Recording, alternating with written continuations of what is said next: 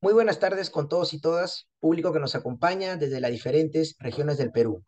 Les saluda Jimmy Torres y en esta oportunidad me complace moderar la conferencia virtual denominada Principales modificaciones del proyecto de ley de contrataciones del Estado. El día de hoy me acompañan el expositor de la actividad, José Rosales Rodrigo, y la directora general del Centro de Estudios en Justicia y Derechos Humanos, doctora Ana María Martínez Berndt, quien nos brindará las palabras de apertura de la conferencia. Adelante, doctora Ana María Martínez. Muchas gracias. Muy buenas tardes con todos y todas, público en general que nos acompaña desde las diferentes regiones del Perú. Les saluda Ana María Martínez, directora general del Centro de Estudios en Justicia y Derechos Humanos, a nombre del señor ministro de Justicia y Derechos Humanos, Eduardo Arana Issa. Les damos la más cordial bienvenida al ciclo de conferencias Martes de Justicia y Derechos, correspondiente a este mes de septiembre. Este ciclo de conferencias tiene como objeto brindar a todos ustedes un espacio de análisis y reflexión en temas concernientes a justicia y derechos humanos y otros de interés general como el que nos convoca el día de hoy. Como es conocido, el artículo 76 de la Constitución Política del Perú establece que mediante ley se deben determinar los procedimientos y requisitos para la contratación de bienes, servicios u obras con cargo a fondos públicos, motivo por el cual actualmente se cuenta con la Ley de Contrataciones del Estado y su reglamento. En tal sentido, considerando que a la fecha existe proyecto de ley sobre el particular, consideramos necesario dar a conocer a los participantes cuáles son las principales modificaciones del proyecto de ley de contrataciones del Estado, para lo cual pues hemos convocado a un especialista en la materia, José Rosales Rodrigo, a quien les damos la bienvenida y agradecemos por haber aceptado participar en este espacio académico con un tema tan importante. Él nos explicará pues las propuestas normativas y los cambios introducidos en torno a este proyecto de ley, así como las ventajas y desventajas de las nuevas formas de contrataciones plasmadas en el proyecto y los principales cambios producidos en los actos preparatorios, procedimientos de selección y ejecución contractual. Agradecemos a todas las personas que se han conectado el día de hoy y esperamos que esta conferencia sea de gran utilidad para todos ustedes. Muchísimas gracias. Muchas gracias, doctora Martínez. Seguidamente, pasaremos a la ponencia del doctor José Rosales Rodrigo, previa lectura de su reseña. Informarles asimismo, estimados participantes, que nuestro expositor contará con 60 minutos para desarrollar su ponencia y posterior a ello se abrirá una ronda de preguntas de aproximadamente 15 minutos. José Rosales es maestro en Derecho de la empresa por la Universidad Peruana de Ciencias Aplicadas y abogado por esta misma casa de estudios, profesor universitario y conferencista en temas de contrataciones del Estado y solución de controversias. Cuenta con más de 10 años de experiencia profesional en temas de arbitraje nacional, contrataciones del Estado y derecho administrativo. Le damos la bienvenida una vez más, doctor José Rosales. Adelante. Gracias, muy buenas tardes con todos. Es un placer estar aquí invitado por el Ministerio de Justicia por el Centro de Estudios e Investigación a fin de poder darles esta breve conferencia, ¿no?, sobre las principales modificaciones que nos trae el día de hoy el proyecto de ley de contrataciones del Estado. Proyecto, ¿no?, que ya ha estado en constante circulación en los últimos meses, que actualmente todavía no se aprueba, pero que es bueno ya conocer un poco las bondades, ventajas, ciertas desventajas también, que podrían conllevar, ¿no?, al cambio del sistema de contratación pública y por una u otra así decirlo, del sistema de abastecimiento público nacional. Para ello, el día de hoy voy a presentarles, ¿no?, algunos aspectos muy puntuales, ¿no?, de las modificaciones que ha tenido la normativa de contrataciones vinculada, ¿no?, al tema estrictamente de los actos preparatorios, algunos aspectos vinculados a la selección de proveedores y algunos vinculados a la ejecución contractual. Para ello han que entender, ¿no?, que los contratos estatales no solo se limitan al sistema de contratación de la Ley de Contrataciones del Estado. Antes del año 97, teníamos un régimen disperso de normas, ¿no? En el transcurso de los años y décadas, hemos tenido diversos cambios normativos a esta Ley de Contrataciones y Adquisiciones del Estado en su momento, hoy Ley de Contrataciones del Estado. Hemos tenido diversos dispositivos normativos a nivel legal y reglamentario que han establecido el fortalecimiento de diversas instituciones a nivel del Estado en el tema de abastecimiento público. Hoy en día tenemos al OCE, a la Dirección General de Abastecimiento, a Perú Compras, como órganos rectores, ¿no?, del sistema de contratación estatal. Pero la contratación estatal no solo se limita a la contratación pública. Existen hoy en día una diversidad de regímenes paralelos en los cuales se utilizan reglas y procedimientos para la selección y contratación de bienes, servicios y obras que el Estado requiere. Estos regímenes especiales muchas veces tienen reglas de supletoriedad o complementariedad en las cuales se utiliza de una u otra manera la ley de contrataciones del Estado. Por ello, el día de hoy lo que vamos a hablar son diversos cambios que se han antecedido a consecuencia, ¿no?, del proyecto de ley que hoy en día está siendo circulado en diferentes medios. ¿Qué nos propone este proyecto de ley? Algunas bondades, ¿no?, y ventajas, ¿no? Para ello tenemos a tres actores principales. He querido poner por un lado a las entidades públicas y proveedores, pero no son los únicos actores que vamos a conversar el día de hoy que van a existir con la ejecución e implementación de esta ley, ¿no? También hablaremos del rol que va a tener ahora el OCE. Ahora el OCE no va a ser el ente rector del sistema de abastecimiento público. Vamos a tener a la Dirección General de Abastecimiento Público, a cargo del Ministerio de Economía y Finanzas, como ente rector. Con lo cual este proyecto de ley lo que va a permitir, ¿no?, es fortalecer aún más la labor de supervisión que el OCE realiza y sigue realizando en el día de hoy. Pero ¿qué bondades o ventajas trae este proyecto de ley para las entidades estatales o para los proveedores? Para las entidades estatales trae una serie de retos nuevos que habría que implementar, vinculados a políticas de integridad, políticas vinculadas a la sistematización de información y la interoperabilidad administrativa de los diversos sistemas administrativos de gestión, no solo incluyendo el sistema de abastecimiento público, sino también el sistema de planeamiento, el sistema de presupuesto, el sistema de tesorería, el sistema de control, a fin de lograr un objetivo en común: lograr compras eficientes donde se maximice el mayor valor de los recursos o fondos públicos, y que estas compras no tengan ningún tipo de cuestionamiento por los actores que participen o por supuestas imputaciones de conflictos de interés, o que existan imputaciones de irregularidades en la selección de proveedores o en la fijación de precios o en la determinación de los mercados, ¿no?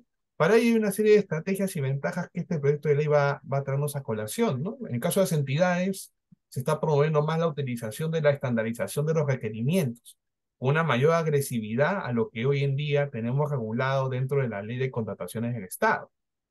También se está optando por mejoras en términos no solamente de calidad y precio, sino también de oportunidad. Y por oportunidad vamos a ver una palabrita muy interesante: utilidad.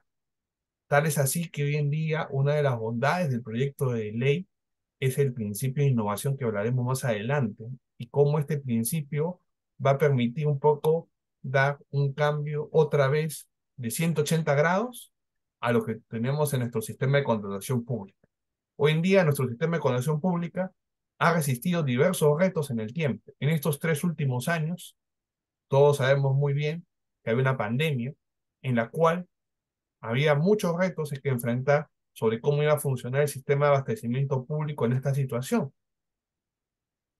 Los sistemas electrónicos han permitido que la operatividad administrativa continúe para que las contrataciones no se pongan a detener para nada.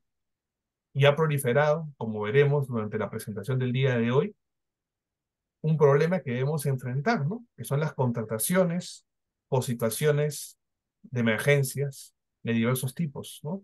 Veremos que el proyecto de ley se ha preocupado mucho por establecer una regulación especial que permita ciertas reglas de flexibilidad frente a los procedimientos de tipo competitivo y los procedimientos no competitivos, que ahora va a ser la nueva denominación con la cual se va a clasificar a los diversos procedimientos de selección.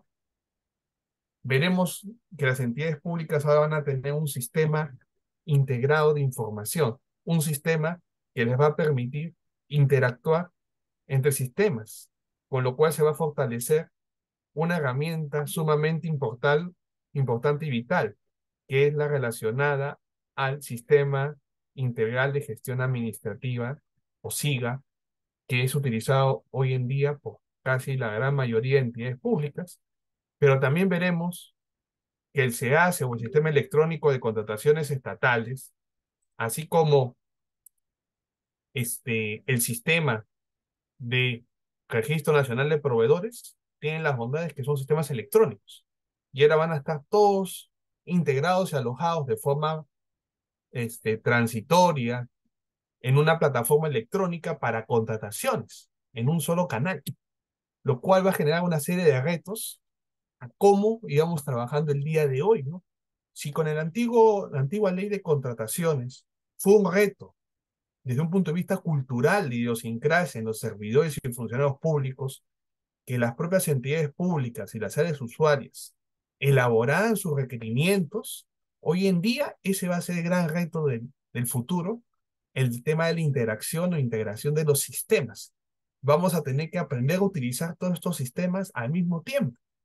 Hay muchos profesionales que también me están escuchando que deben conocer con bastante soltura y manejo el SIGA, pero no necesariamente manejan el SEAS, o no manejan el SIAF, o no manejan cómo se administra el RNP, lo cual nos va a generar una serie de retos para las contrataciones o las estrategias de compras que este nuevo proyecto de ley está trayendo a colación. O mejor dicho, no está creando algo nada nuevo, está fortaleciendo lo que ya teníamos, pero desde otra óptica, una óptica post pandemia, una óptica que busca proteger el tema de la integridad de las compras en atención a los diversos compromisos que el Estado peruano se encuentra obligado para luchar contra la corrupción. El tema de los acuerdos o políticas de integridad va a ser un tema sumamente importante que vamos a considerar. Es bueno mencionar que esta aplicación de herramientas de modelamiento digital va a permitirnos cambiar en unos 360 grados, no 180, 360 grados.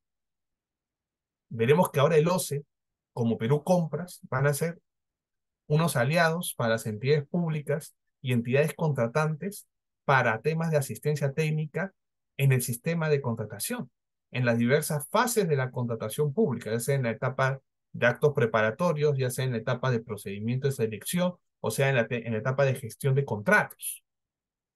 Entonces, con estas bondades o ventajas para las entidades, ¿qué retos van a enfrentar los proveedores?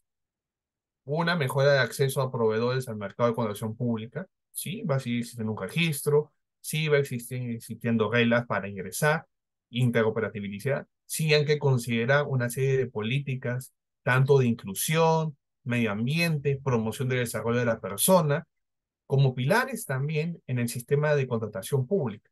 Y ahora va a haber un tema adicional, el tema de la innovación tecnológica o la innovación en los requerimientos que las entidades puedan necesitar o tener.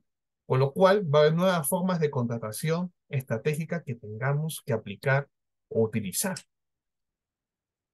¿Qué modificaciones podríamos comentar muy puntualmente? O sea que hay diversas modificaciones. Yo solamente en esta presentación de una hora voy a tratar puntualmente las que más me llamó la atención.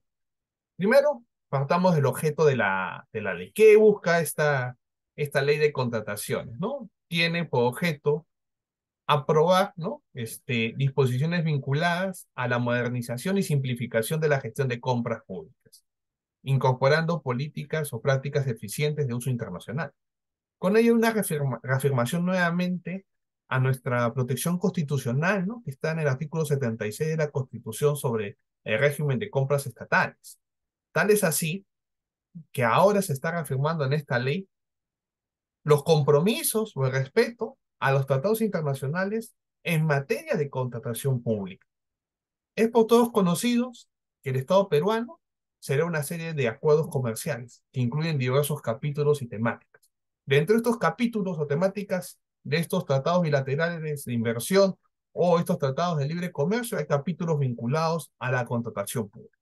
¿Qué es lo que se busca siempre en un tratado bilateral o multilateral que incluya capítulos de contratación pública?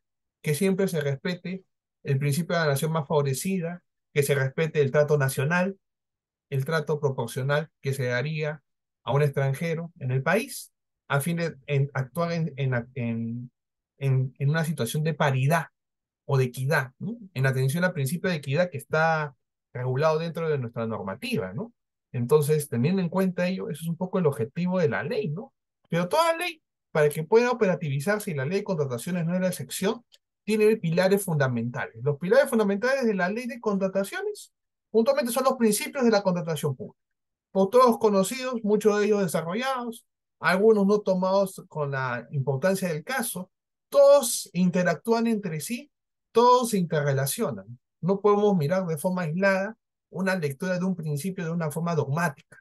Por el contrario, tenemos que verlo de una forma integral o conjunta o de un punto de vista teológico, ya que los principios en el derecho como en la contratación pública evolucionan con el transcurso de las épocas, los tiempos y las oportunidades que podamos enfrentar. Tal es así que con el proyecto de ley, de tener estos principios, ahora vamos a preponderar tres puntualmente, ¿no? Equidad y colaboración, innovación, valor por el dinero. El hecho de que no estén regulados otros principios no quiere decir tampoco que no se apliquen. Una de las bondades del derecho público y de la contratación pública es que la contratación administrativa o la contratación de la administración permite la interrelación del derecho administrativo, por lo cual el principio de legalidad, el principio de simplicidad, el principio de razonabilidad, el principio de informalismo y otros principios regulados en el derecho administrativo se pueden aplicar dentro de la contratación pública. Pero la contratación pública y el proyecto de ley ha querido dar pase a tres principios que sí merece la pena comentar, ¿no? Por un lado, la equidad y colaboración, ¿no? En donde todo aquel que participe en el proceso de contratación debe procurar colaborar oportuna y eficazmente. Eficazmente y oportunamente, ¿no? Entonces, aquí la colaboración va a permitir ello. O el principio de innovación, que es uno de los pilares que va a cambiar un poco el chip del servidor funcionario, del área usuaria, ¿no? Ahora las entidades, utilizando su poder de compras, deben implementar políticas públicas orientadas a tres temas: ciencia, tecnología e innovación. Porque como país, a fin de poder avanzar, tenemos que innovar, tenemos que mejorar. No debemos comportarnos como siempre compradores o consumidores finales. El Estado también tiene que innovar. A veces el mercado no tiene lo que el Estado necesita. Entonces, aquí es donde este principio va a permitir utilizarlo, ¿no? Sin los riesgos o peligros de las responsabilidades administrativas o funcionales que siempre van a estar sujetas. Recordemos que toda actuación administrativa, toda actuación vinculada a la gestión del abastecimiento público está sujeto a controles. Y los controles no son malos. Tanto el control ex ante, el control concurrente o el control ex post que realiza la Contraloría General de la República son necesarios. También podemos discrepar de las guías, metodologías, formas de trabajo. Es un tema diferente, se puede mejorar, pero siempre hay un control. Ahora, para tener control hay que cumplir con dos cosas importantes también. Cumplir con la publicidad y transparencia de lo que tengamos. Entonces va a haber una serie de elementos que debemos ponderar a fin de que podamos enfrentar con éxito a las contrataciones estatales. El proyecto de ley, por ejemplo, las menciona con la gestión de riesgos que veremos más adelante. ¿Cuál es la importancia de la implementación de gestión de riesgos, ¿no? En nuestro proyecto de ley está ahí. Pero otro principio también que vale la pena comentar y hacer una precisión es el de valor por el dinero, en el cual las entidades contratantes deben buscar el mejor resultado en el uso de los fondos públicos en términos de eficiencia, eficacia y economía. Aquí, por ejemplo, para valor del dinero no se habla de la oportunidad, pero está implícita cuando hablemos de la eficiencia, Porque una contratación que no es eficiente no es una contratación que genera un mayor valor al dinero. ¿De qué sirve desperdiciar todos mis recursos en una sola contratación, un solo procedimiento, si yo gestiono una serie de contrataciones para yo como área usuaria o entidad cumplir con mis planes operativos o mis planes institucionales o metas, tanto a corto como a largo plazo? Recordemos hoy en día que los periodos, digamos, de las metas presupuestales son de un año. Pero las contrataciones públicas permiten que tú puedas programarte hasta en 3 ejercicios presupuestales realizar contrataciones. Puedes hacer certificación presupuestal durante todo el presente año y el siguiente año tus necesidades las previsiones presupuestalmente hablando. La gestión de riesgos. Uno de los pilares sumamente interesantes de leer dentro del proyecto de ley que está circulando, ya que la gestión de riesgos va a permitir algunos acápites muy puntuales, ¿no? Va a permitir incorporar, gracias al proyecto de ley, la planificación de contingencias al proceso de toma de decisiones de las entidades. Va a permitir optimizar el uso de los recursos en beneficio del ciudadano. Va a permitir disminuir los escenarios donde se generen responsabilidades en funcionarios o servidores que pueden participar del proceso de contratación y puede potencializar la consecución de los objetivos y la finalidad pública que se persigue. La gestión de riesgo busca lograr ello. Ahora, para hacer ello, no solamente hay que quedarnos en propósitos puntuales, ¿no? Veremos que tenemos un gran problema en nuestro país y es un problema que todos los días lo vivimos, ¿no? Desconfiamos de nuestras instituciones, desconfiamos muchas veces, ¿no?, de la calidad de lo que el Estado puede contratar, desconfiamos de la calidad de lo que los proveedores pueden contratar con el Estado también. Podemos desconfiar, ¿no?, que tal vez el Estado puede comprar caro o barato, ¿no? Entonces hay una serie de riesgos, ¿no? Por eso es bueno la administración de la gestión de riesgos, justo para mitigar o reducir a su mínima expresión cualquier riesgo que pueda afectar, ¿no?, a la contratación, ¿no? Uno de los problemas principales y pilares en la contratación es el tema de la corrupción.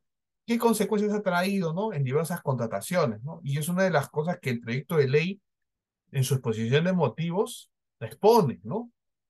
Pérdidas económicas de recursos, desconfianza ciudadana en las instituciones y en los servidores que las conforman, menos procesos competitivos entre los proveedores para que las entidades públicas puedan seleccionar adecuadamente a los mejores postores y por tanto a los mejores contratistas, pérdida de calidad, precio en las contrataciones. A veces compramos caro, a veces compramos con calidad pero muy caro, entonces vamos a tener diversas distorsiones del mercado cuando es el Estado, ¿no? Por este problema que tenemos, ¿no? Entonces, ¿cuál es el objeto del proyecto de ley frente a la gestión de riesgos, ¿no? Darle una importancia o preponderar la conducta funcional, empresarial y responsable. Porque para que se genere actos de corrupción, no es que provenga del Estado únicamente el tema, proviene también del sector privado, ¿no? Entonces también tiene que haber mecanismos de control, mecanismos de implementación para prevenir prácticas indebidas. Entonces aquí un poco vienen instrumentos como las declaraciones juradas de intereses, que todos los que trabajamos en el Estado hemos trabajado alguna vez, las tenemos que llenar, ¿no? O las declaraciones de bienes, pero veremos que la gestión de riesgo también va a involucrar también a otros servidores o funcionarios. Entonces ahí viene el tema de este objeto de proyecto de ley, ¿no? Buscarme otros mecanismos para prevenir estas prácticas indebidas que podrían distorsionar al sistema de contratación pública. ¿Y cómo logramos evitar este problema, este pesimismo, ¿no? El proyecto de ley te dice, hay algunas formas cómo lograrlo, ¿no? Puede ser a través de modelos de prevención para los proveedores. Mucho aquí hace el tema de difusión. Hoy en día el Ministerio de Justicia con esta charla está dando difusión de cómo está funcionando el sistema de contratación, ¿no? Entonces, el tema de difusión es muy importante. Un segundo punto es la orientación de prácticas para que los servidores y funcionarios públicos puedan de forma práctica identificar y resolver situaciones de conflicto de interés. Porque a veces el servidor o funcionario público, yo muy respetuoso de las labores que lo realizan, a veces el conocimiento práctico a veces es muy tirano, ¿no? Porque a veces la casuística de lo que puede ser conflicto de interés o no ser un conflicto de interés es muy difícil detectar si alguien no te lo dice, ¿no? Es muy fácil cuando viene el órgano de control y te puede fiscalizar o te puede auditar, te pide tus descargos, pero tú no tienes la oportunidad de realizar actividades preventivas, ¿no? Entonces, justo las orientaciones prácticas previas son muy importantes, ¿no? Entonces, acá viene un poco el desarrollo de competencias, el desarrollo de protocolos, el desarrollo de lineamientos.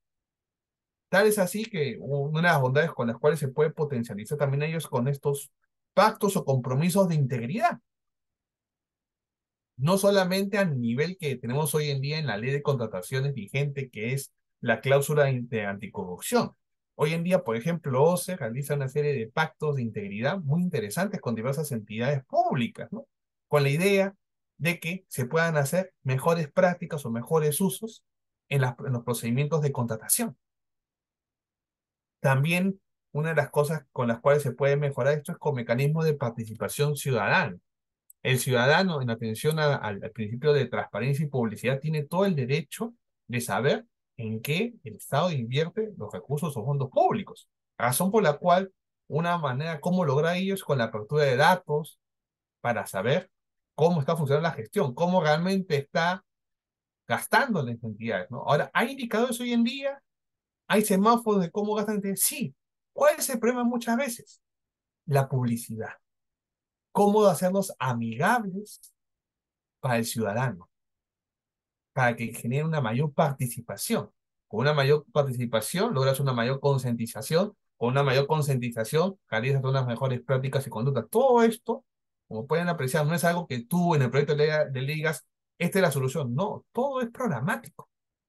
Todo hay que trabajarlo, ¿no? Por eso la ley no te va a dar las soluciones, te va a dar los parámetros a los cuales hay que atacar o trabajar, ¿no? Entonces, por ahí viene el trabajo, ¿no?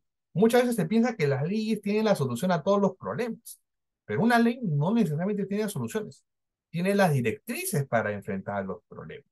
Quienes son los responsables de implementar las soluciones a problemas de ley somos los operadores, tanto en el Estado como en el sector privado, la sociedad civil, la comunidad internacional. Todo es una interacción, estimados. Otro de los puntos que me desearía comentar es vinculado al ámbito de aplicación y supuestos excluidos de la normativa, ¿no? Que este proyecto de ley los trae muy a colación, ¿no? Seguimos todavía con los criterios del ámbito subjetivo, sujetos que puedan considerarse entidades públicas para los ojos de la ley de contratación del Estado. Seguimos con el ámbito objetivo, ¿no? Siempre se involucra contrataciones de bienes, servicios y obras para considerarse que están dentro de la normativa de contrataciones. Y el tercero, que estemos ante fondos públicos para realizar dichas contrataciones. Si cumplimos con estos tres criterios, podemos decir que esa contratación está dentro del ámbito de aplicación de la ley de contrataciones del Estado. ¿Cuál es el gran problema? Que esta ley, por ejemplo, ahora ha establecido ciertas mejoras. No ha hecho cambios tan radicales como algunos podían pensar, ¿no? Sobre ampliar la valla, por ejemplo, a las contrataciones menores a 8 UITs, a las que están fuera del ámbito de aplicación, para que sea, algunos proponían que fuera 14 UITs, 15 UITs, 20 UITs, y que no se aplique la ley de contrataciones. Hoy en día hay varias opiniones respecto de que hay muchas distorsiones en estas contrataciones menores a 8 UITs. El proyecto continúa con la misma línea, 8 UITs, seguimos con ese techo. El hecho que sea fuera del ámbito de aplicación de la ley, es bueno mencionar, no quiere decir que esté en una situación de descontrol. Por el contrario, hay una supervisión del propio OCE sobre estas contrataciones. Y esta supervisión todavía continúa a pesar que sea un supuesto excluido de la norma. Tanto las contrataciones menores de 8 UITs, los convenios interinstitucionales y otros supuestos pueden estar sujetos a supervisión de OCE. ¿Qué implica la supervisión de OCE muchas veces? Muchas personas se preguntan. ¿Implica que OCE vaya a entrar al procedimiento de selección, a la contratación y verifique datos? Va a asegurarse lo mínimo en la contratación. Primero, que estés contratando con un proveedor y esté registrado, que tenga su registro nacional de proveedor. Segundo, que ese proveedor que se vaya a contratar no se encuentre impedido ni inhabilitado para contratar con el Estado y que esté sujeto a un régimen sancionador que la propia ley de contrataciones establece, ya que la ley de contrataciones, tal igual que el proyecto de ley que estamos comentando, tiene tanto infracciones y sanciones, y que se les va a aplicar a estas contrataciones a pesar que no estén dentro del ámbito de aplicación. Ahí es donde entra la supervisión. Pero en los supuestos que sí están sujetos a la ley, la supervisión sí puede ser en cualquier momento. Puede ser ex antes, concurrente o al terminar la contratación. No es que terminó la contratación y nos olvidamos del expediente de contratación, no. La supervisión puede ser en cualquier momento. Y hoy en día, con este proyecto de ley, el rol de supervisión de OCE va a ser mucho más amplio.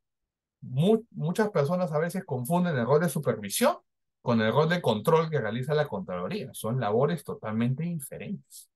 Y eso es importante hacer la acotación, ¿no? Mira, ¿qué hace OCE diferente de la Contraloría? ¿Qué hace OCE diferente a la Dirección General de Abastecimiento, que ahora es que está en la cumbre de la pirámide, ¿no? Del sistema de contratación pública? ¿Qué va a ser diferente? Ahora el sistema de abastecimiento va a ser el ente rector, ya lo veremos. Pero ¿qué pequeñas modificaciones se han hecho? Yo rescato dos, ¿no? Interesantes. Por ejemplo, se elimina a las juntas de participación social como sujetos a los cuales se aplique la ley de contrataciones. Las juntas de participación social antes eran las sociedades de beneficencia.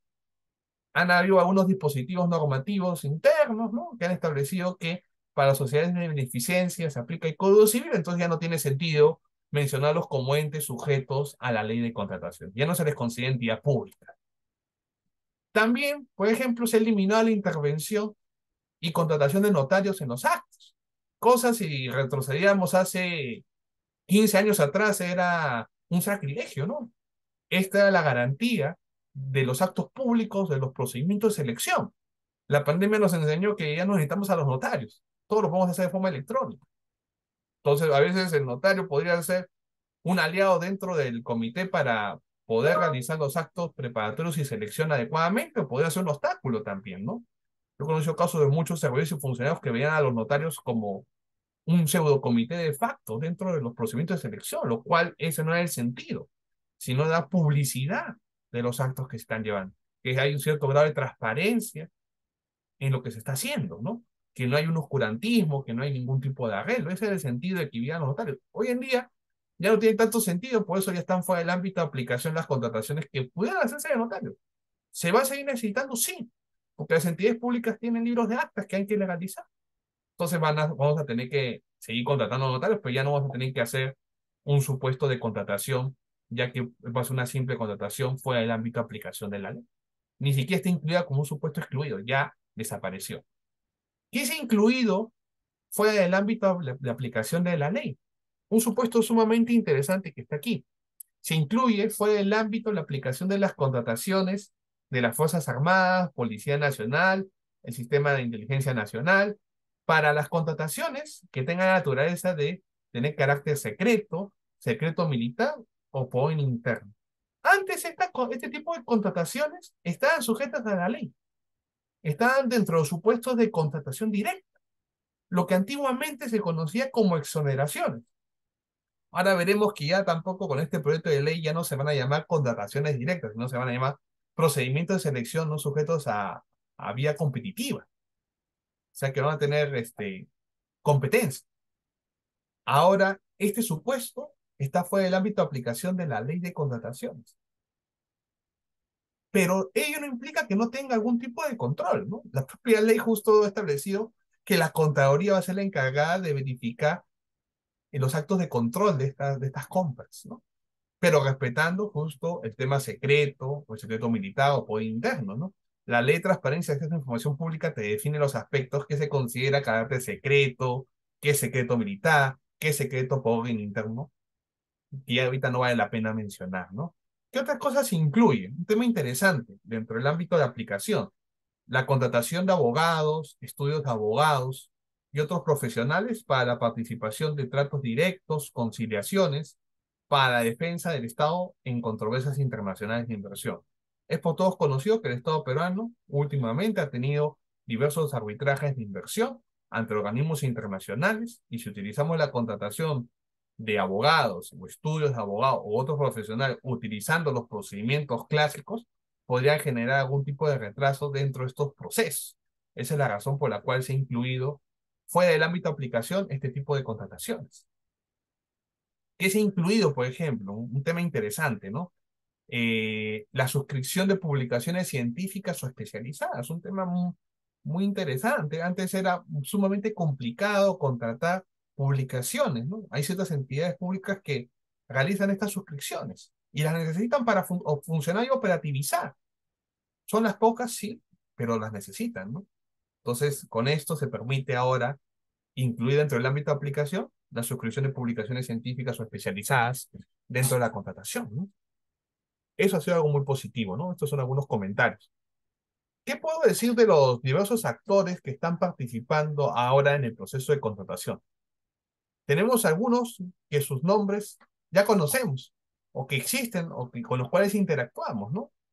Dirección General de Abastecimiento, ahora la DGA va a ser la máxima autoridad técnico-normativa del Sistema Nacional de Abastecimiento Público. OSI, ahora va a tener como rol la función de supervisión del cumplimiento de la normativa. Otras funciones distintas a la supervisión van a salir del ámbito de esfera de acción del OCE. Por ejemplo, el tema de la gestión de arbitrajes ya no es un tema pertinente que el OCE administre. Ya no puede distraer recursos en ello cuando hay normativa especializada, digamos, general, que puede regular el tema de la solución de controversias, ¿no? El proyecto de ley lo que sí está fortaleciendo en el caso de OCE son dos temas interesantes, que creo que uno de los he mencionado.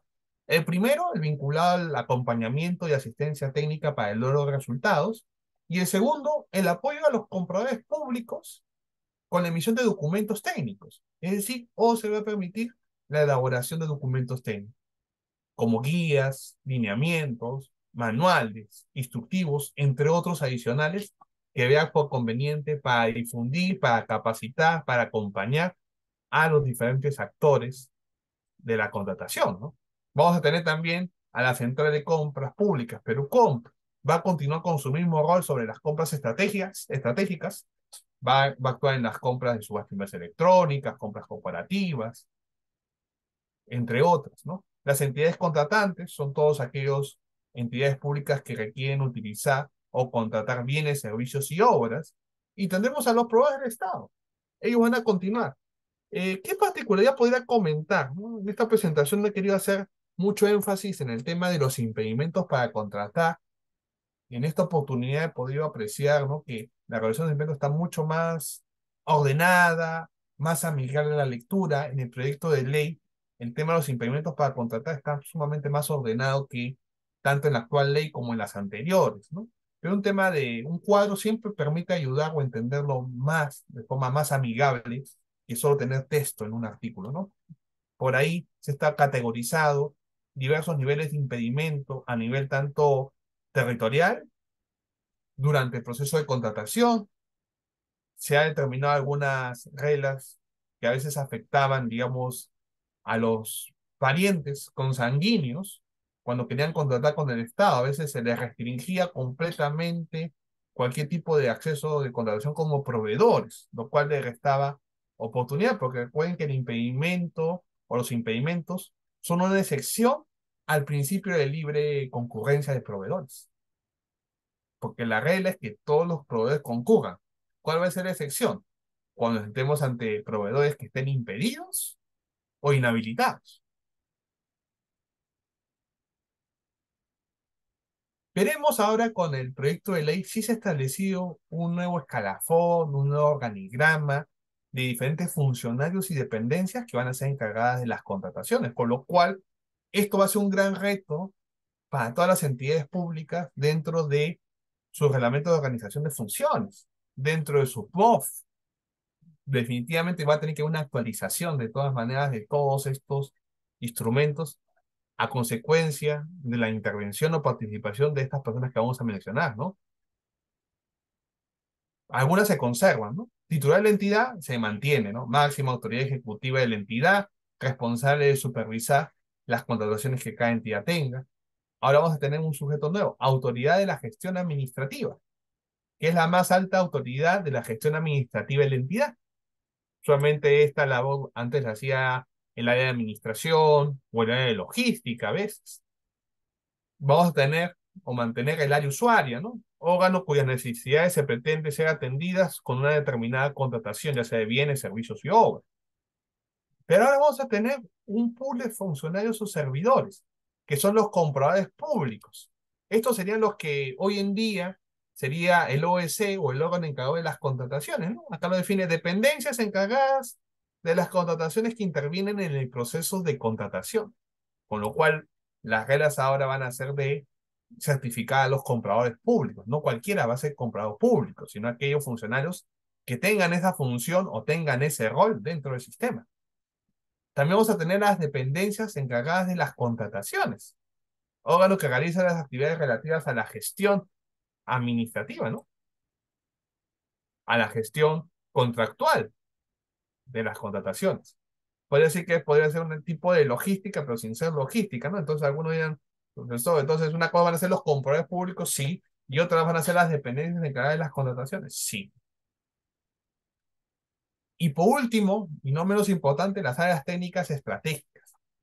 Muchas veces los requerimientos de bienes, servicios y obras, las áreas usuarias no son los especialistas o los técnicos.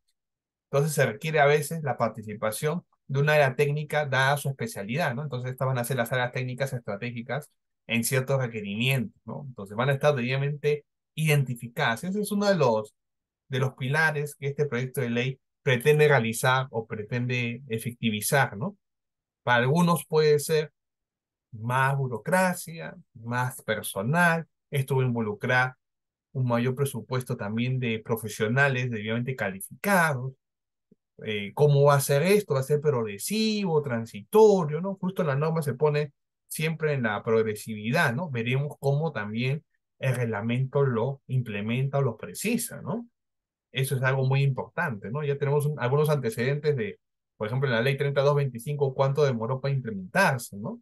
Fue un tema sumamente connotado, fue casi un año que demoró para que la actual ley entrara en vigencia, ¿no? No teníamos reglamento en ese momento, se utilizaba el anterior reglamento de la ley de contrataciones, ¿no? Entonces habían problemas, ¿no? Esperemos que con este proyecto de ley no pase eso, ¿no? Cuando se apruebe la ley, ¿no?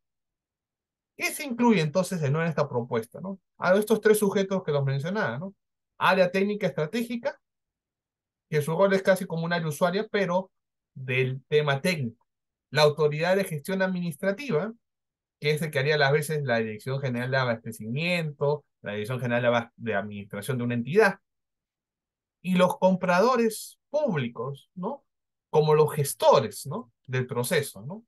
Podríamos decir entonces entre los compradores públicos de las dependencias encargadas, que muchas de las dependencias van a estar liderados por compradores públicos.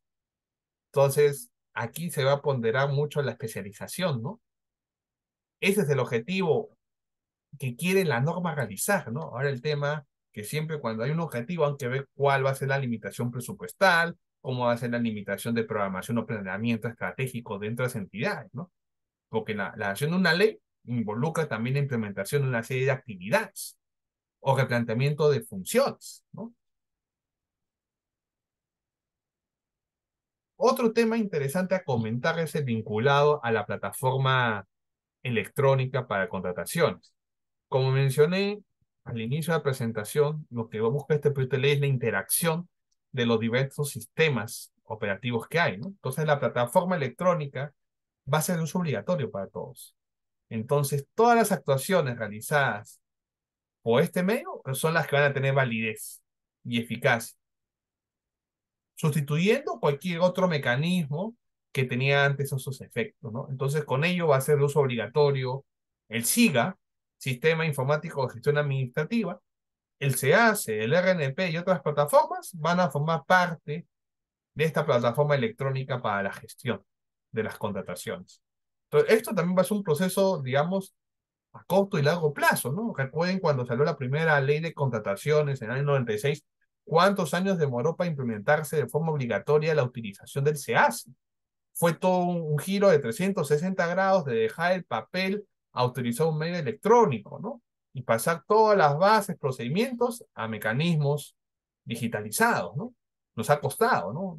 Un tema muy cultural, ¿no? Como hace 8 años fue el tema de la elaboración de los requerimientos por las áreas usuarias, hoy en día va a ser un tema obligatorio conocer la utilización de estas plataformas, ¿no? Entonces, todos están involucrados de una u otra forma Estas plataformas, como ustedes saben, tienen diversos tipos de acceso, ¿no? Entonces, en función al acceso que uno tenga, va a tener un acceso en la plataforma, tanto para hacer acciones operativas o acciones vinculadas a la fiscalización o supervisión o acciones de control también. ¿Cuál es el grosso o la parte más gruesa del proyecto que merece la pena comentar? El fortalecimiento de las estrategias de compra que este proyecto de ley está dando, ¿no? Algunas de esas estrategias, me dirán algunos, ya las utilizamos, ya las tenemos, existen. Algunas consideramos, y algunos me dirán, han fracasado, pero son otras, están en proceso de avance. Sí, efectivamente, ¿no? Las compras centralizadas, ¿no? Durante pandemia, ¿no? Las compras corporativas. Pero se está incluyendo una nueva, las compras públicas por innovación, acompañada de las que ya conocíamos antes, subasta inversa electrónica, catálogo electrónico de acuerdos marco. Esto sin desmerecer o dejar de lado otras estrategias de compra que tenemos, como la estandarización o homologación, que han tenido un éxito muy importante y ahora con el proyecto de ley se va a permitir fortalecer mucho más. Ahora este proyecto de ley propone incorporar la compra pública por innovación. ¿Qué se busca con esto, no? Que de manera individual o conjunta existe interacción, ¿no? Con los diferentes áreas especializadas, públicas o privadas, que nos permitan lograr una mayor competitividad. No solamente ser meros consumidores, sino también ser innovadores en lo que vayamos a contratar para tener un valor agregado, ¿no? A través de la investigación, el desarrollo científico, el tema tecnológico, ¿no? Nada restaría, por ejemplo, que en un momento, por ejemplo, el Estado implemente sistemas de equipos electrónicos, ¿no? En atención a sus necesidades y que los utilicemos. O equipos de investigación médica, ¿no? Que el Perú, con todas las bondades y todo, somos muy innovadores para muchas cosas, los peruanos. Entonces, la innovación es un tema que faltó desde hace muchos años en nuestra ley, ¿no? Muchas veces está en la sombra bajo el principio de la eficiencia, pero a veces el ser innovador no te da ningún rédito, ¿no? El tener una iniciativa o hacer algo diferente o trabajar de otra forma diferente te genera a veces crítica, ya que no estás entre una actuación reglada, ¿no? Hoy con esto te van a permitir parámetros de cierto grado de discrecionalidad, pero como toda actuación discrecional o con parámetros, siempre han que mitigar a lograr el objetivo de la finalidad de la ley, ¿no? Eso va a ser importante, ¿no?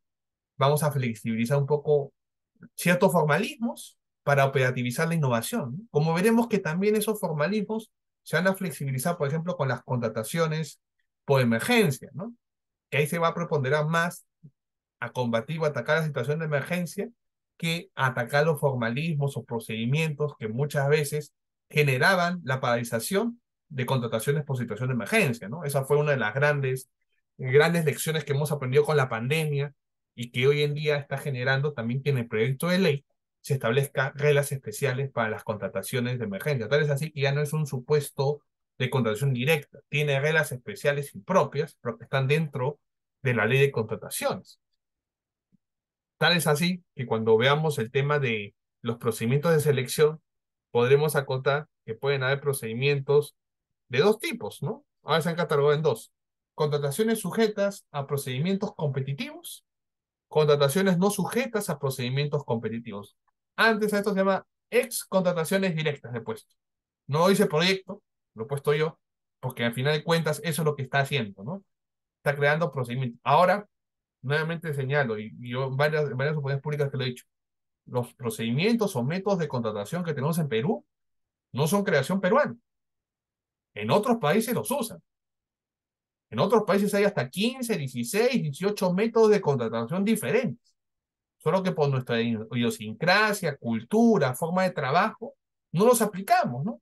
Por ahí algunos, en la innovación ya lo estamos metiendo. Por ejemplo, el de compras sostenibles o desarrollo verde todavía no lo metemos. El tema del diálogo competitivo con los proveedores todavía no lo podríamos meter porque justo estamos atacando otro problema que tenemos aquí, ¿no? Que son el tema de los pactos de integridad, el combatir los temas de corrupción, ¿no? Si metemos diálogo competitivo podemos generar un problema aquí, ¿no? Entonces, tenemos que tener en cuenta que no todos los métodos van a poder ser tan útiles en el Perú, ¿no? Pero no son creación peruana. Pero la implementación o usos o la ejecutabilidad sí es peruana.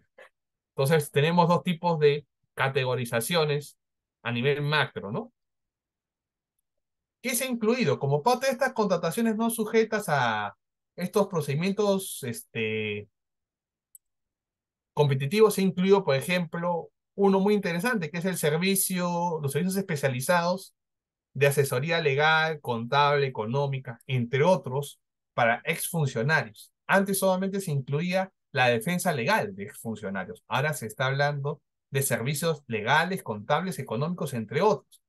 Y también la defensa en patrocinio de procesos judiciales y arbitrales. Hoy en día tenemos ya una Procuraduría General del Estado que se encarga de la administración y defensa de los intereses del Estado en todas las entidades, a través de las procuradurías. Y muchas veces pueden el Estado recurrir, digamos, a asesoría legal privada o asesoría contable privada. Pero la actual norma de contratación no permite esas contrataciones. Muchas veces se por servicios personalísimos, servicios de consultoría, y a veces podrían ser mucho más difíciles de contratar, ¿no? Entonces ahora vemos que hay una que ya está sumamente clarificada, ¿no? Otra gran bondad, algo que se ha excluido, las situaciones de emergencia. Ya no son parte de las contrataciones no sujetas a a procedimientos competitivos, ya que ni siquiera está dentro de esa categorización, está en reglas especiales, como si fuera una contratación internacional, pero dentro de la ley, en el proyecto de ley. ¿Cómo qué situaciones de emergencia se ha preponderado, no? Porque por ahí viene la pregunta, ¿no? Y este es un tema muy sensible, ¿no? Porque si ustedes ven la exposición de motivos del proyecto de ley, verán información estadística que lo que prepondera, o lo que desarrolla, o lo que coadyuva, es que lo que más hemos contratado durante estos años de pandemia han sido las contrataciones directas, puntualmente por situaciones de emergencia. Y que muchas de ellas han tenido problemas de operativización, problemas de regularización, problemas en la ejecución, problemas o actos de corrupción en su dación, entre otros problemas. Entonces, la gestión de riesgos para estas contrataciones directas ha sido sumamente delicado, ¿no? Entonces, con los instrumentos de planificación que tenemos, se ha establecido, ¿no? En el proyecto, ¿no? Disposiciones, ¿no? Para atender, ahora ya no hablan situaciones de emergencia, sino contrataciones para atender situaciones de desastre. Y por situaciones de desastre, ahora se hace énfasis, ¿no? En la necesidad, por ejemplo, de abastecimiento oportuno, prioritario ante emergencias, ocasionadas ya sea por desastres o riesgos que pongan en riesgo la seguridad, o en riesgo la salud, o la vida, o la seguridad de la población, o que inminentemente ocurran, ¿no? Esto antes era lo que eran las situaciones de emergencia, por caso fortuito, fuerza mayor, ¿no? Ahora se hablan de situaciones de desastre, ¿no?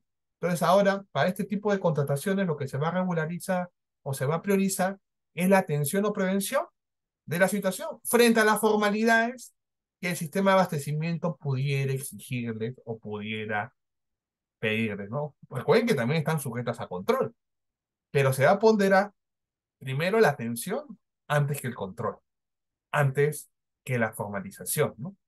Entonces, aquí igual van a tener una cierta fiscalización o supervisión. Se va a ver el tema, qué tan transparentes son, qué tan públicas se hacen, cómo se rinde encuesta de la ejecutabilidad o no de esas contrataciones dentro de los procedimientos, ¿no?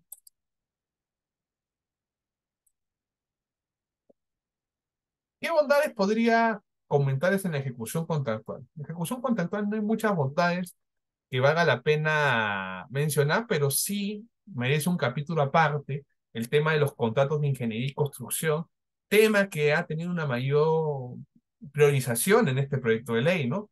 Es un aspecto novedoso, ¿no? Que está incluyendo, ¿no? La utilización de contratos estandarizados. Nuevamente, no es creación peruana, ya hay contratos estandarizados a nivel internacional que son muy buenos utilizarlos, ¿no? Algunas de esas experiencias se utilizan en diversos proyectos. Ahora, el contrato no es un seguro de que no te va a pasar alguna controversia o que pueda haber un problema, ¿no? Pero va a mitigar o va a asegurar un riesgo cero, ¿no? Pero alguna cosa interesante, ¿un contrato qué es? Es una asignación de riesgos de dos intereses o dos partes. Pero a veces los riesgos pueden estar por encima del contrato, ¿no? Entonces puede generarse controversia, ¿no? Entonces, el establecer contratos de ingeniería y construcción nos va a generar una reducción o mitigación de riesgos, porque lo que busca es este periodo normativo es romper paradigmas, ¿no? Respecto a las obras de ejecución bajo sistemas solo de construcción tradicional, ¿no? Entonces, no solamente nos parametremos a un solo tipo de construcción, existen diversas modalidades para construir. Limitar, por ejemplo, la construcción de obras a un solo sistema de entrega de proyectos que requiere un contrato previo a un consultor para obtener un expediente técnico completo, digamos, es una forma con la cual hemos estado trabajando. Tenemos que cambiar nuestro chip, no solamente se trabaja de esa forma.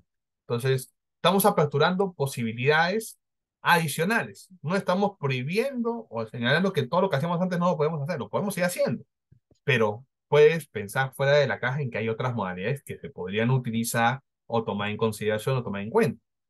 En ejecución contractual continúan las cláusulas obligatorias, eso se ha preponderado que prosiga. Una gran bondad es que ya ha desaparecido, por ejemplo, en el caso de solución de controversias, ¿no? Alcances vinculados a la utilización del arbitraje. Ya aplicamos la ley de arbitraje para irnos a un arbitraje con el Estado. Ya no requerimos una regulación especial dentro de la normativa de contrataciones o que el OCE desgaste recursos en la administración o gestión de arbitrajes, ¿no? Ahora se prepondera a la utilización de arbitrajes institucionales o árbitros de nóminas debidamente acreditados y punto, ¿no? Eso es un poco lo que se quiere hacer. Adicionalmente a ello, las condiciones contractuales como garantías, resolución de contrato continúan, ¿no? Ahora, el contrato celebrado dentro del alcance de la presente propuesta puede estar sujeto a modificaciones. Puede haber acuerdos de partes, disposiciones de la entidad, a solicitud del contratista. Siempre el tema de modificaciones convencionales o no convencionales es un tema sumamente debatible, ¿no? Por ahí algunas personas piensan que para una adicional se requiere una adenda, ¿no? Y hay modificaciones contractuales que son de tipo unilateral, aunque parezca mentira dentro de la normativa de contrataciones. Por ejemplo, la aprobación de prestaciones adicionales, y uno es que la negocie con el proveedor, ¿no? Si se requiere necesidad, la entidad las aprueba. Ahora, puede haber previo requerimiento del proveedor diferente a que la apruebe el proveedor. La entidad determine su potestad soberana si las acepta o no. Igual que la reducción de prestaciones, va a depender del requerimiento. O si corresponde una ampliación de plazo contractual, una prórroga de plazo contractual o una suspensión de plazo. Pueden ser situaciones diferentes. Pueden sonar como sinónimos, pero no lo son.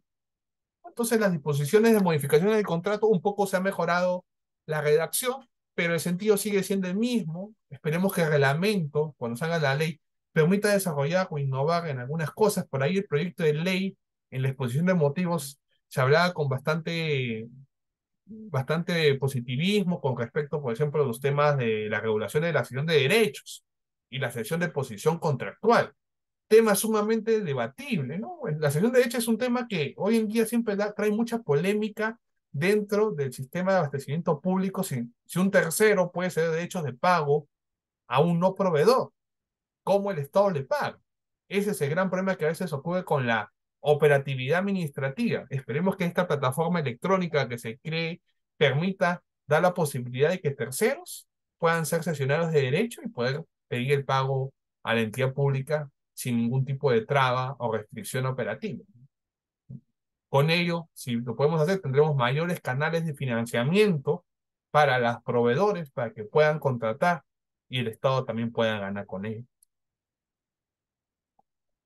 Otro tema vinculado también con la ingeniería y la construcción es el fortalecimiento de una institución que ya desde la anterior ley de contrataciones está, que son las JRDs, las Juntas de Resolución de Disputas, como mecanismos preventivos para evitar la proliferación de procesos administrativos, judiciales o arbitrales por cuestiones técnicas, ¿no? Los adjudicadores. Las JRDs están también en crecimiento, ¿no? Hay un sometimiento, ¿no? Esto es lo que actualmente tenemos en el reglamento de la ley, sometimiento a arbitraje de una junta, la Junta de Resolución de Disputas, que busca prevenir y resolver de forma eficiente controversias que surjan desde el inicio de la obra. Entonces, los adjudicadores a las JRDs son un mecanismo de acompañamiento, pero cuestan. Eso es bueno mencionarlo, cuestan, no son baratos. Pero se requieren las obras, sí. Los cambios normativos que hemos tenido dentro de la ley de reglamento han implementado, proliferado para que se aplique a cualquier tipo de obra, sí. Pero son útiles, habría que ver. habría que evaluar en un tema de gestión de riesgos si realmente de un costo-beneficio es eficiente tener una JRD para una obra de 30.000, 50.000 o 100.000 soles, o si solamente para las obras por los parámetros que el reglamento señala actualmente, ¿no? Veremos si el reglamento establece algún parámetro. La ley, el proyecto de ley no ha dicho nada respecto a parámetros, solamente fortalece la labor de la JRD, ¿no? Ante ello, por ejemplo, se está estableciendo, ¿no? La utilización de la JRD y luego la posterior utilización de un arbitraje si surgen controversias, el sometimiento a una cláusula de JRD, ¿no? Entonces, solamente se está fortaleciendo algo que ya estamos utilizando. Sobre el régimen de infracciones y sanciones, que es el último punto que justo quiero traer de entre los comentarios que tengo hoy, ¿no? Sobre el proyecto de ley. Es bueno mencionar, ¿no?, que las reglas de procedimiento sancionador continúan. ¿Qué se ha fortalecido en el proyecto de ley? Se ha fortalecido a las condiciones para ser vocal del Tribunal de Contrataciones, que es el órgano encargado de resolver los procedimientos sancionadores y el cumplimiento de las infracciones o no por parte de los proveedores, ya que ellos son los competentes para aplicar la gradualidad o proporcionalidad en las infracciones que pudieran cometer estos proveedores, ¿no? ¿Qué bondad estableció el régimen sancionador? El listado de sanciones e infracciones han cambiado algunos términos, pero las infracciones siguen siendo las mismas. Una particularidad es que las sanciones se publican en el RNP, ¿no? Siempre ha existido el registro de inhabilitados, de sancionados.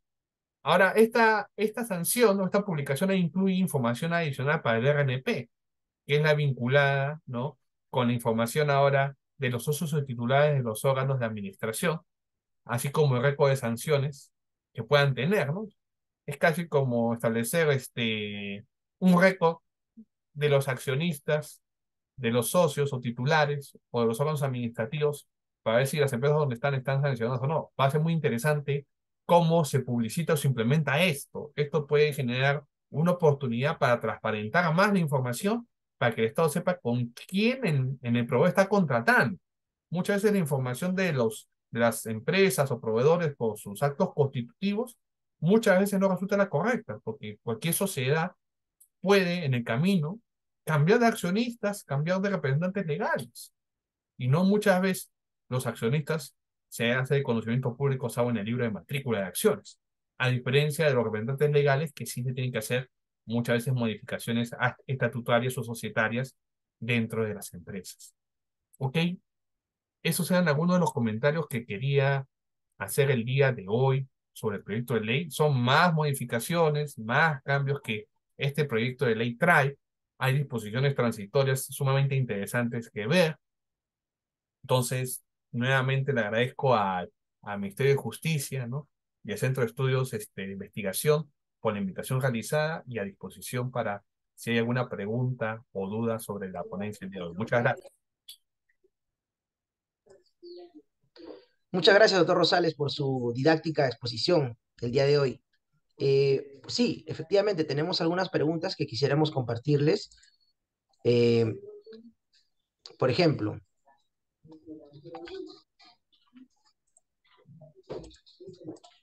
mm, a ver, eh, ¿cómo se puede evitar que las empresas contratistas infiltren integrantes en las comisiones de licitación de obras en las municipalidades, cuya modalidad les permite ganar al establecerse requisitos a su medida? Ya, gracias por la pregunta.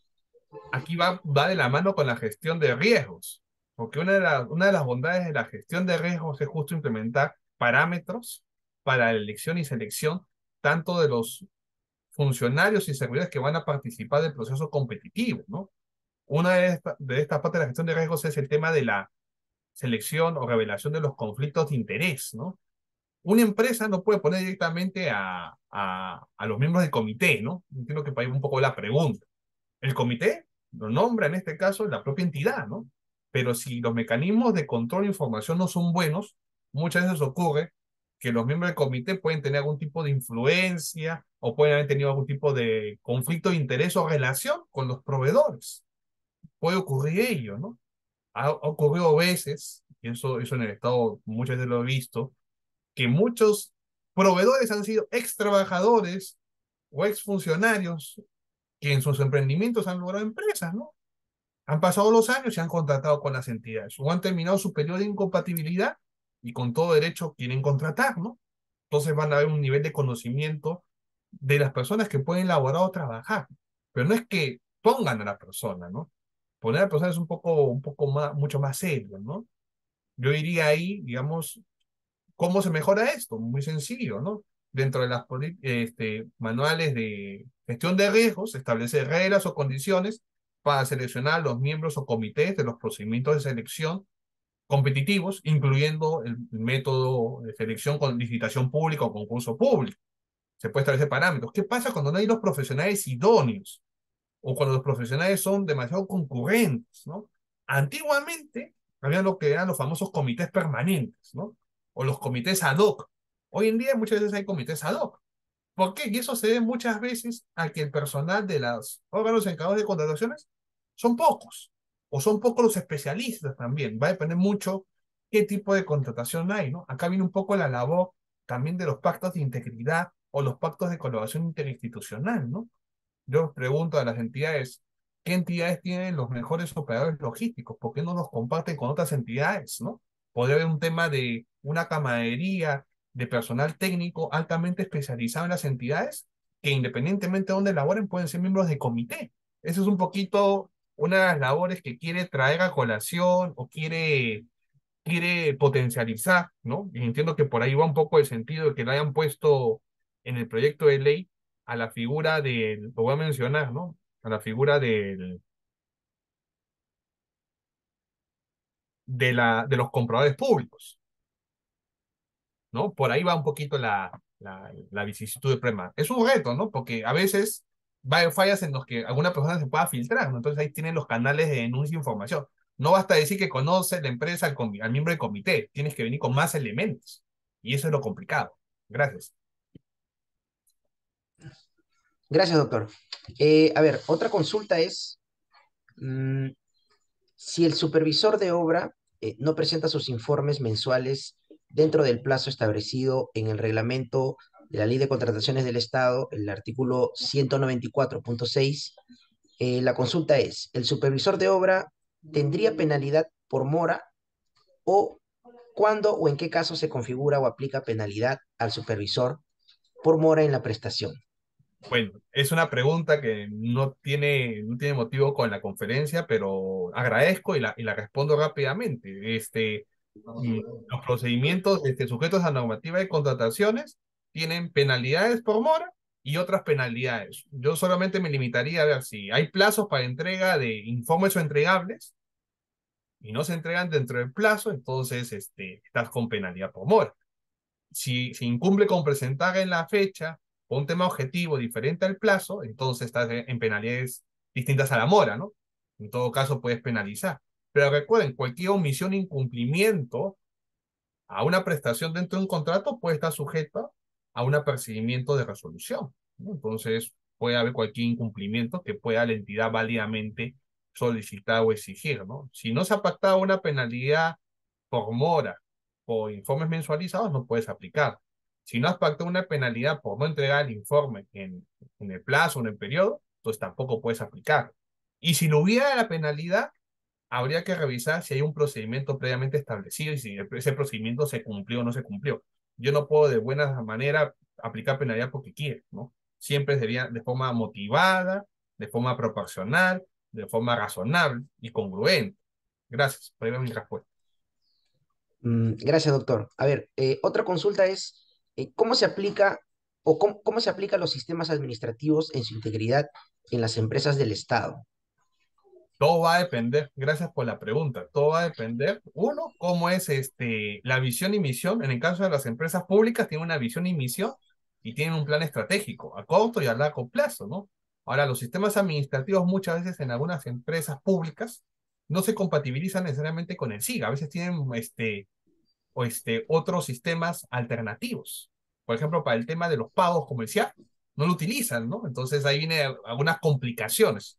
Yo con algunas entidades donde utilizan otros sistemas que en el sector privado pueden ser igualmente buenos, y ahí es donde vienen los riesgos, ¿no? Y efectivamente, ¿no? Muchas empresas estatales tienen estos problemas de interoperabilidad administrativa, porque también los sistemas de presupuesto, planeamiento, control, abastecimiento público implica también una gestión de riesgos y problemas, ¿no? Nuestras normas de abastecimiento público antes de la potencialización de la Dirección General de Abastecimiento eran sumamente antiguas. Si ustedes se pueden a ver las normas del Sistema Nacional de Contabilidad o Tesorería del Estado, son sumamente antiguas, tienen décadas, no se han modernizado, ¿no? Entonces no se había pensado en el volumen de información que hoy día tenemos, ¿no? Es como, por ejemplo, cómo en un futuro vamos a implementar, por ejemplo, los sistemas administrativos operativos de ciertas instituciones, ¿no? Si, por ejemplo, funcionan con un sistema operativo y hoy, mañana implementamos otro, ¿qué hacemos, no? Yo entiendo que por ahí va un poco la preocupación con los sistemas. Gracias. Ok, doctor, gracias. A ver, tenemos otra consulta.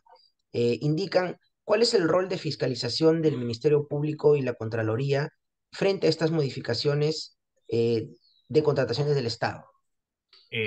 Bueno, para comenzar, eh, la Contraloría realiza labores de control por mandato constitucional. Nos gusta o no nos gusta.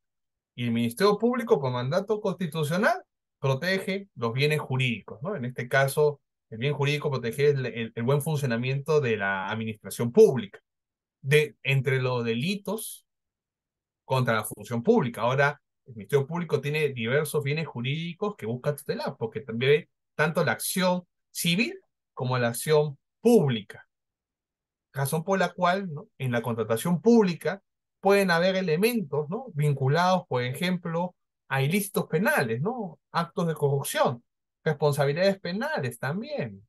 Entonces ahí el Ministerio Público va a accionar.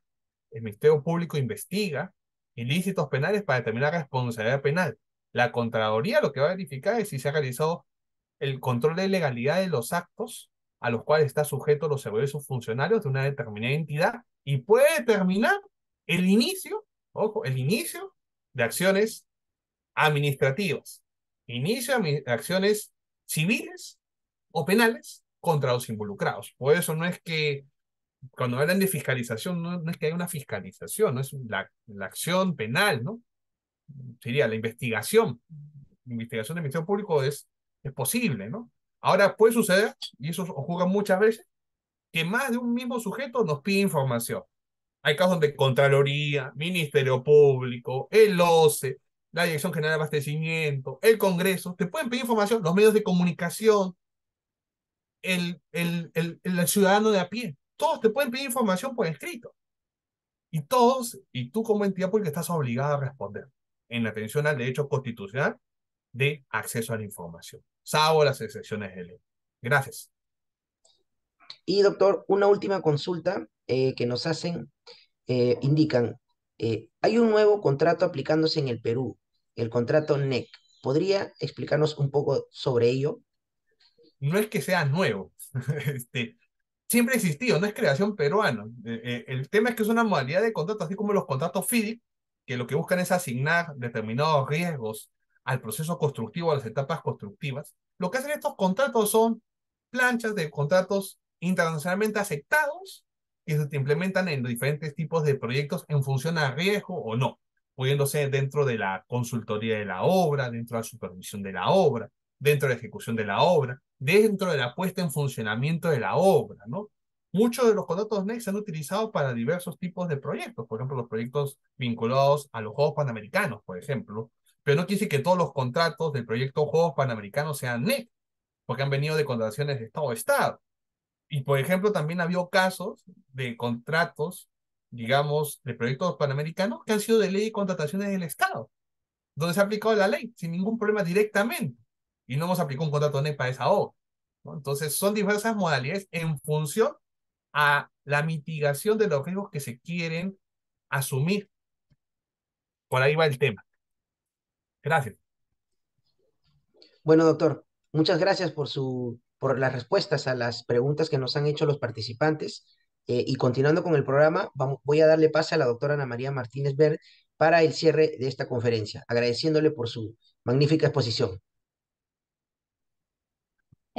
Muchas gracias, José Rosales Rodrigo, por la interesante disertación que nos ha permitido conocer las ventajas de este nuevo proyecto de ley de contrataciones.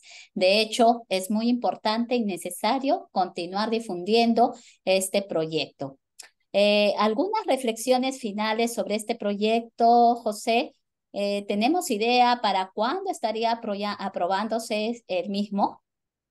Bueno, todo va a depender, muchas gracias, Ana, por la pregunta, ¿no? Todo va a depender mucho de el interés, ¿no? De que se pueda aprobar vía legislativa, ¿no? Y que este proyecto realmente pueda ser moderado por los diversos intereses, ¿no? Sabemos muy bien que para todo proyecto de ley o ley siempre hay un proceso de intereses que han que ponderar, ¿no? Y a veces el complacer todos los intereses y tener a todos satisfechos es sumamente difícil, ¿no? Tal vez en el proyecto se pondera no vayamos por la innovación, porque puede generar muchos problemas con el tema de la integridad, o podría decir no vayamos por el tema de dividir las contrataciones de situación de emergencia, volvamos a ponerlas dentro de la ley con los procedimientos, o no le demos tanto poder de supervisión al OCE, que siga trabajando tal como está, o que los sistemas administrativos, ¿no? Que ese es el gran problema que va a generar en todo el Estado, porque es un problema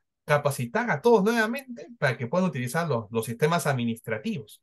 Imaginemos área usuaria que tenga que registrar la conformidad del producto, tenga que entrar a este sistema. Va a tener que tecnificarse, va a tener que dar capacitaciones, con los riesgos de siempre, que ocurre siempre cuando ocurre con la norma de contrataciones, que sale una norma, sale un reglamento y en el camino se modifica. Muchas veces me ha pasado en la universidad dictando el curso, sale la norma de contrataciones y hay una nueva modificación que hay que estudiarla, ¿no?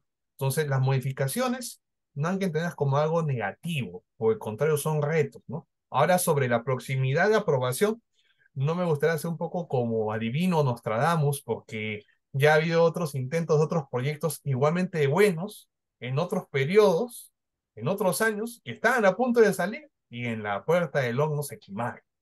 Entonces, puede pasar también esto con este proyecto y se prepondere por una modificación progresiva, ¿no? De la ley, de reglamento, pero sí es importante. Por ejemplo, hoy en día es de público conocimiento que lo que está ahorita discutiéndose, ¿no? O viéndose es la selección, por ejemplo, de los nuevos vocales del Tribunal de Contrataciones.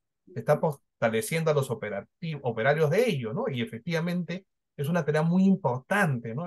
Y no podemos dejar de lado también del sistema también de las prácticas de integridad que se están haciendo últimamente dentro del Estado, ¿no? Entonces, todo va a depender mucho de los actores políticos, tanto de los actores sociales y también de los operadores de la norma, ¿no? Por ahí va el tema. Te agradezco, Ana, por la pregunta. Te agradezco, Ana. Gracias, gracias José. De hecho, temas muy importantes, muy interesantes y que ayudarían pues a mejorar todo el sistema de contrataciones del Estado. Muchísimas gracias. Será pues hasta otra oportunidad contigo, José. Y Encantado. también agradecemos a los más de 1000 participantes que nos acompañaron el día de hoy.